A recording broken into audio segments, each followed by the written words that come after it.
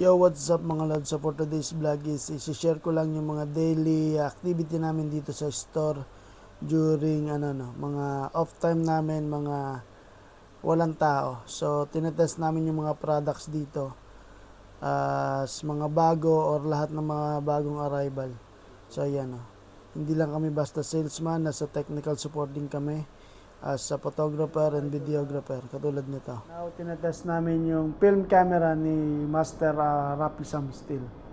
Alright, ayan. Pag walang customer, nag-studio shoot kami dito as part din ng trabaho namin yan. Tapos ako lagi yung model dito kasi ako yung pinaka handsome dito eh. Yan o. Abangan yung resulta mga idol. Kailangan ko ng pumus.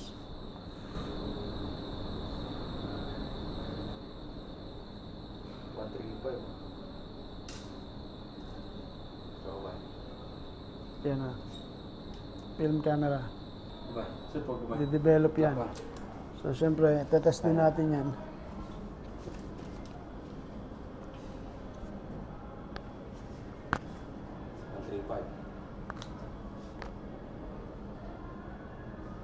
Para mas dali niyo mabay ka ng sa mata. Kaya magtupong Mata. ng mata. Magtupong? Sige.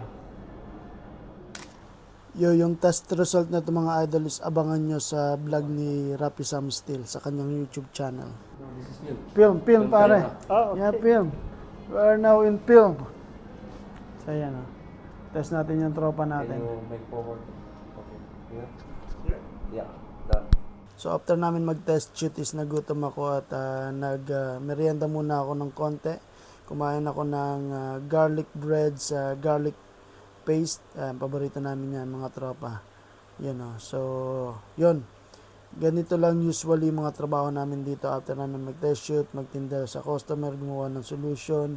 Anytime kami pwedeng kumain. So walang problema doon.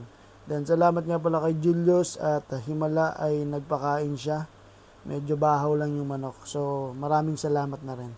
Yun lang mga lods. So, yun lang Pinoy Vloggers in Kuwait 2.0, Rapi Sam Steel, Brian Pontanar. Maraming salamat.